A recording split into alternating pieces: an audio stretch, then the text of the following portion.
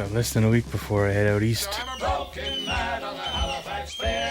I'm taking the truck out to Kenny's place, fixing her up. But now I gotta figure out what does he need and what do I need, because I'm driving out there and I'm flying home, and then it's staying with him for at least the winter, probably the spring too, because camping in the spring sucks. All the fucking bugs. Fuck that noise. So yeah, now I'm trying to figure out what needs to go. I got a whole bunch of materials that I use for the truck. That'd be nice. Spin it around. Oh yeah. Don't mind my fresco here. Yeah, here's all these bits and bobs and pieces of the truck that have come out over the years. And yeah, I got some Kilman stuff here.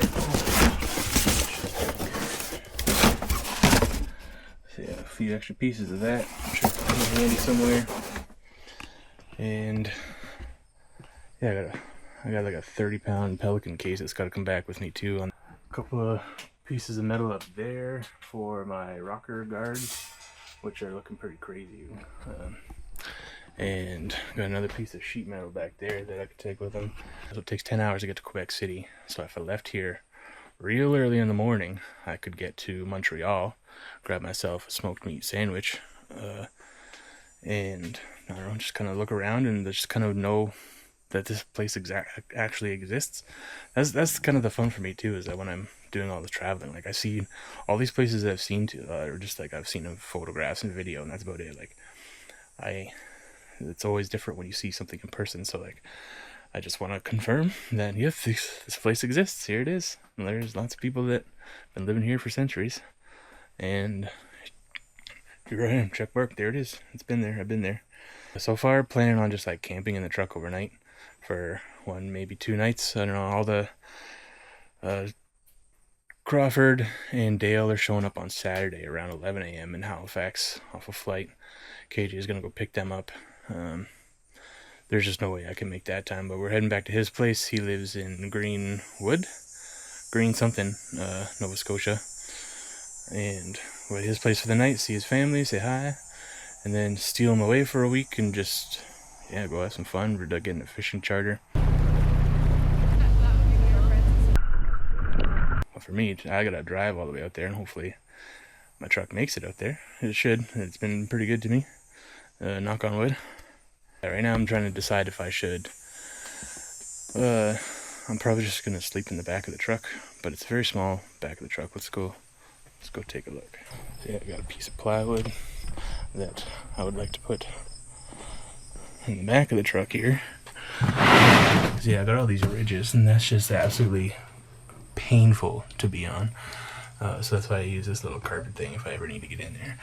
But as we can see in the back there's like a whole bunch of contouring edges that don't exactly line up with like a flat fit in the wheel wells. So yeah, if I want to sleep in here, like do I even brand, or do I just like get a bunch of foam pads and just like sleep on the bottom? Because like there's a bunch of camping stuff I'd love to bring with me. This stuff is all kind of useless. Oh, maybe not that. That's always useful, I'm sure.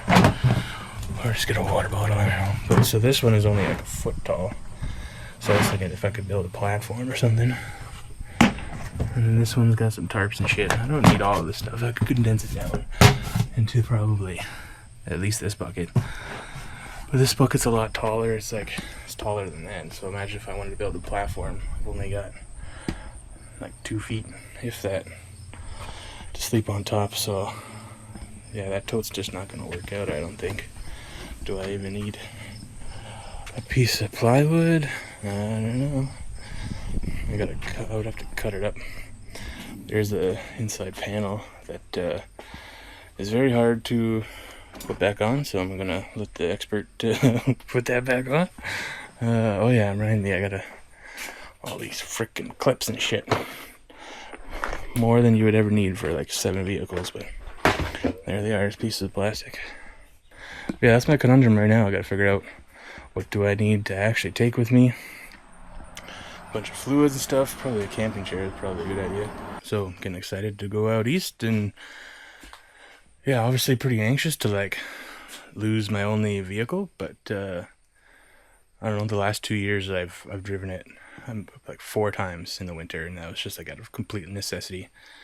And I have not undersprayed the bottom of my truck the last few years because I know this is what I've been kind of leaning up towards, is that I need to save the frame. It's still in good condition, not great, but good. And so when we get out east, we're gonna take off the bed, check out the full scope of what's going on under there, and yeah, hopefully Kenny's able to protect the frame, get all the stuff on there, and protect it so it lasts me another 300,000 kilometers. Bought it at 96,000 kilometers, and so yeah, I put over 200,000 kilometers on that thing, driving all across Canada. I went into Wyoming with that truck. I got to see the moment. I almost missed it too, but saw the moment I rolled over 300,000 kilometers on that thing. On my 2005 Ford Ranger 4-liter. There it is! 300,000! Whoop, whoop, whoop, whoop, whoop, whoop. I did it! I did it! I got the moment! The exact moment we went over 300,000 kilometers. I'm pretty sure there's still a fire ban going on, so that kind of sucks, but we're also on the water, so instead of going inland, we'll just go out on the water. I don't know. Kenny actually just showed me this YouTube channel last night. It was like Dirt Life or something like that, and this guy's got this super sick shop, and it was actually probably the closest approximation to like what I've got in my head for like what we want to do, and it's just like fabricating, and this is the way he said it, was like fabricating one of a kind vehicles. And so like, yeah, well, this is a Ford Ranger, but like I want to turn it, I don't want it to be recognizable as a Ford anymore. Like I do not care that it's a Ford. I'll put whatever pieces fit in there. I know how to melt metal. Like I'll make a mold. I'll fabricate a whole part if I really need to, if I can't find it. But I don't know, just more inspiration. Like that guy's finding all the stuff on eBay. So if I could find parts, I'll find parts. That's probably the hardest part about working on any trucks, is finding parts that fit. And spending all the time like on the computer researching, looking for those clips too, you know, that's always difficult. And there's always lots to talk about, but the next step is like reaching out for help. So this is obviously, we've got a budget in mind for ourselves, which is $1,000. But like that's only gonna get, you know, so much, and like we're probably gonna spend $300 right off the bat just on the frame. And that like includes tools and everything. Like everything we do to this thing will be included in those costs, except for our time. Both mine and Kenny's time is free.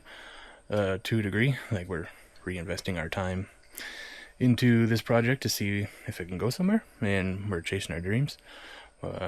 Kenny wants to fabricate and work on machines, and I do to a degree too, but yeah, I don't know, I want to travel, I want to film stuff, I want to film what's going on there. I want to make videos. Like that's what I want to do. I'm not just like filming. I'm happy to pass off editing and some filming. I like the filming part of that, and I want to be out there. I want to be outside. So like that's kind of where we're headed, is trying to make some adventure content with vehicles in mind and going places. We're probably going to start small with Canada, because Canada's booming right now. American tourism's falling off the edge, so like why not explore our own great country? That's what we want to do, and see where that takes us. That's what we're doing. So I will probably see you guys on Friday or Saturday again, and I'm gonna pack up very little and hit the road, hit Montreal, hit Quebec City, zoom through New Brunswick, hit up the old Nova Scotia, and then over to Lunenburg for a week, and just relaxing and do some fishing. Just, I don't know, figure it out, find somewhere cool to go. Alright, peace. Vroom, vroom, motherfucker. Alright, the wife does not want to be filmed, but she's going to say her goodbyes, and you're going to hear her reminisce about all the nice times in the red truck.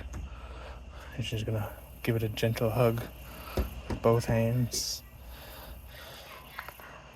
Can I show your hands? And leave it a hug. Please. Think of all the good times you had in this truck. One of our first dates, we went to the Mustang driving in this truck. Are we not getting it back in here? This little red truck. It's not going to be the same when it comes back. Well, that's the plan. Any other fond memories in the truck? Driving to Keswick. Driving up to Keswick, In the cottage. to college. Yeah, got us all the way up to the cottage. And that time we went to Sarnia. And we went to our wedding. Yeah. Drove my wife, my brand new spanking wife. And then the photographer rear ended us. Yeah, fuck that guy. Fuck you, Rob. You're shitty. Don't put that in. He's not. He follows us on Facebook. Speaking the truth. Nobody rams my little truck and gets away with it. Who does that?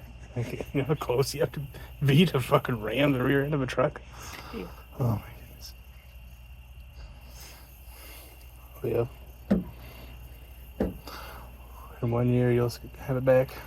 And we'll have a baby. Yep. And then we'll give the baby to someone for the night because we can't put 3 in, unless we convert it. We can just like put a little midsection in there, roll cage all around. Then all 3 of us can go on a little adventure. A little adventure in a little red truck. Alright. Time for a heartfelt moment. Put your hand on the truck. Say I love you. I love you, truck. I love you too, truck. Alright. Say bye. Adios.